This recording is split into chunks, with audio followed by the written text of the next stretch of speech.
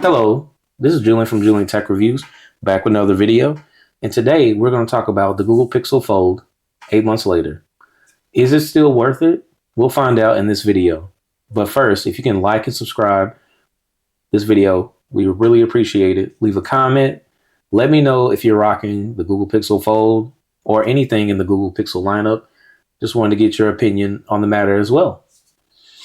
But first, in order for us to assess whether you should get this phone 8 months later after its release date, let's find out some pros and some cons. Well, let's start off with the pros. Well, one of the pros is that, hey, Google has a foldable phone. Welcome to the market. And another pro is that it does have the external cover wider than the Samsung foldable phone.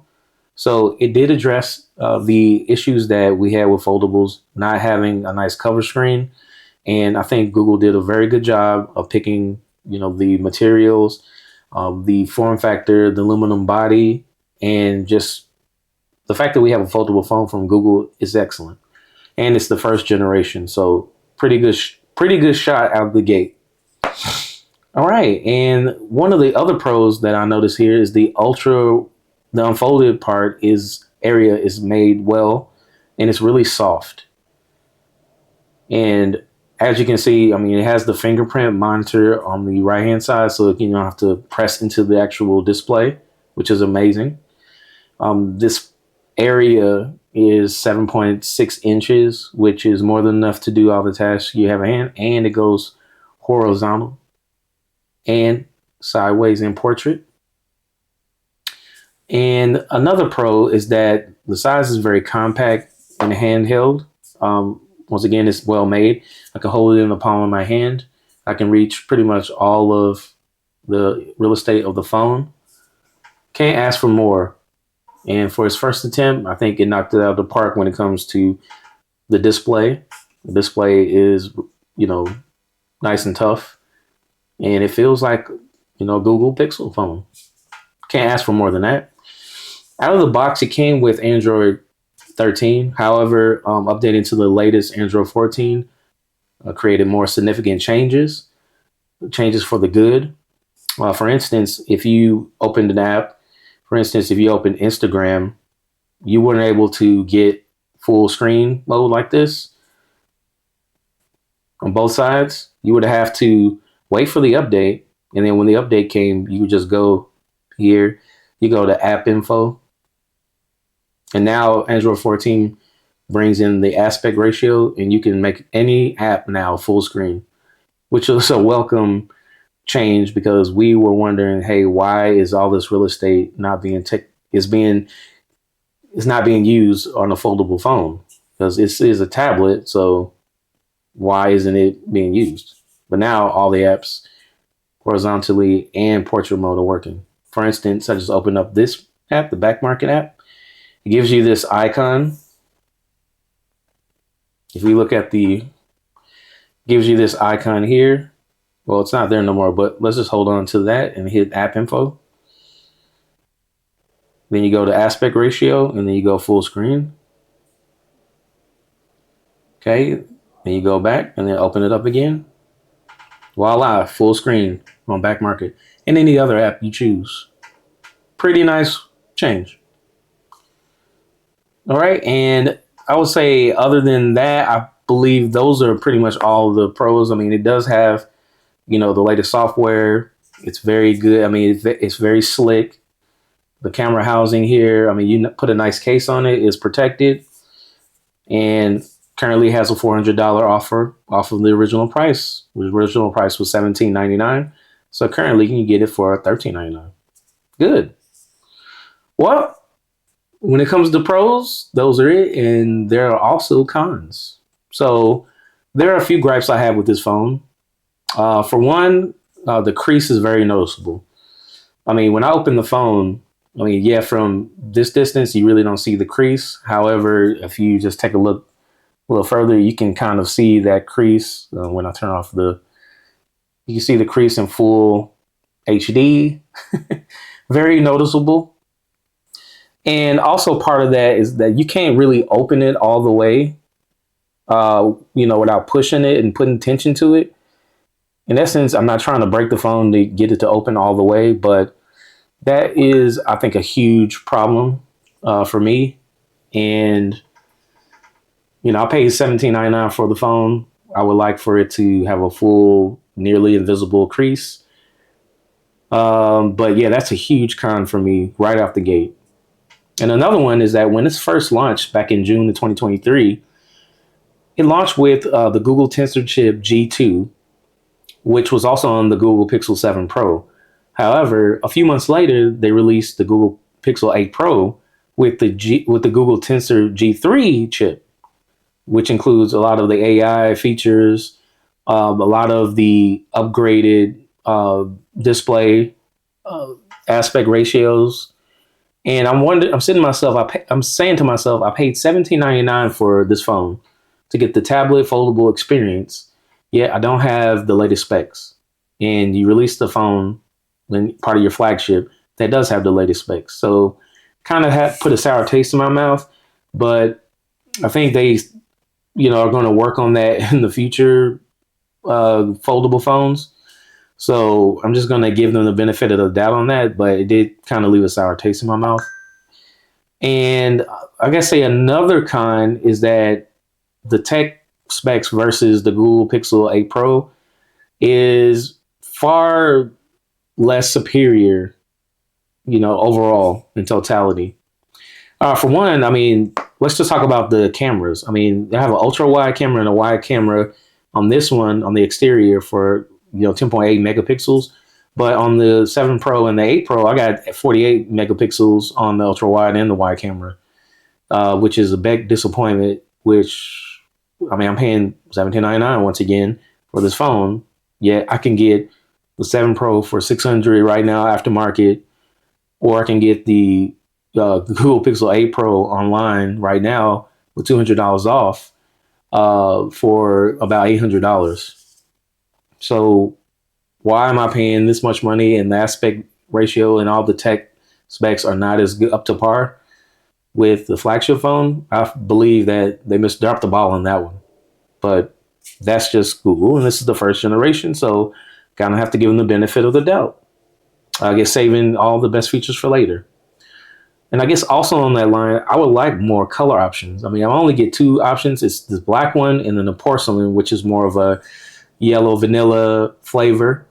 But the Pixel 8 Pro has 4 different color options, including the mint color option. This recently just released. So just need a little more color options. And I think maybe Google was a little tenuous on that because they didn't know how expect certain sales of this phone. But when you decide to leave out certain specs like this, I mean, what do you expect? So, well, and then also another con is that, once again, I mentioned this is the first generation, so you're not going to get everything you want right out the gate. So I typically dive into the first generations to a fault, but they're clearly going to come up with better technology. So I'm just a little impatient with that. I did want to see how it felt in the form factor, but I'm just it's just a gift and a curse. You'll be able to use and utilize the latest technology, but you'll experience disappointments like aspect ratio, the camera megapixels, and just I think also the size is really it's okay, but it's not as big as some of the other ones like the Samsung Galaxy Foldable or the OnePlus Open Foldable. I think those are a little bit more fleshed out and have more tech specs. And I'm just kind of disappointed with the overall product. Okay, also another con is the battery life. So my experience with the battery life on any Google Pixel phone is not terrible, but not great either. And there's no difference with this foldable phone here because you get an even smaller battery, which is a 4,821 milliamp battery that's included in this. So it does drain a little fast. Doesn't heat up, which is a pro. However, when you're trying to charge the phone to get it from, let's say, 50% to 100, or maybe like 20% to 50%, it does not fast charge above 30 watts, which is really disappointing. But expected, because Google doesn't have the fast charging above 30 on none of their phones. And there's just too many companies out there like, Vivo, Xiaomi, OnePlus, that have fast charging. Even Motorola has fast charging technology. Why can't we put this in one of their best phones, Google's best phone to offer? Or do they think this is one of their best phones to offer? I think they've dropped the ball on that. And let's just get a bigger battery and fast charging to keep us going. I don't know what's stopping you, but very disappointing. And then lastly, this is arguably the Google Pixel 7 Pro. I mean, the 7 Pro has better specs than this phone, which is sad because it's on the same Google Tensor chip G2, the 7 Pro, compared to the foldable. And you can arguably say that the specs on the 7 Pro are better than this. So I'm not getting the camera quality that I would on a Google Tensor G3 chip, which is very disappointing. I mean, it doesn't take away from, the performance. I mean, it's still quick as a whip. It has 120 hertz refresh rate. I can get to my apps. I mean, it has multitasking. Pretty much everything you ask for, but I mean, the asking price is huge. And that's a huge factor to me. If this phone was maybe $700 or $800 out the gate for the first generation, which will never happen, I would understand and I would be more, lenient on my review of it. But yeah, just not for me when it comes to that, to know that the specs are not even on par with any of its competitors in the foldable marketplace. And that's another thing. There are so many foldable phones out there, so many examples of what to do. Why is it so thick all the way around? I mean, even though the screen is 7.6 inches, I mean, I have such a huge bezel and just not good. I mean, the Samsung foldable has nearly bezel-less. I mean, the OnePlus Open is nearly bezel-less. But I think one of the reasons why is they wanted to have this camera kind of housed inside of the bezel, which I guess is cool. But yeah, I'm just not a huge fan of it. But it's up to you. I mean, maybe that's your advice, and maybe you're just a Google fanboy and you ignore these things. But it's quite noticeable when I'm using other phones like Samsung and OnePlus with their hokey specs and just huge battery life. Well, overall, I would say my advice for you is to wait for the Google Pixel Foldable 2. That's coming in about 4 months.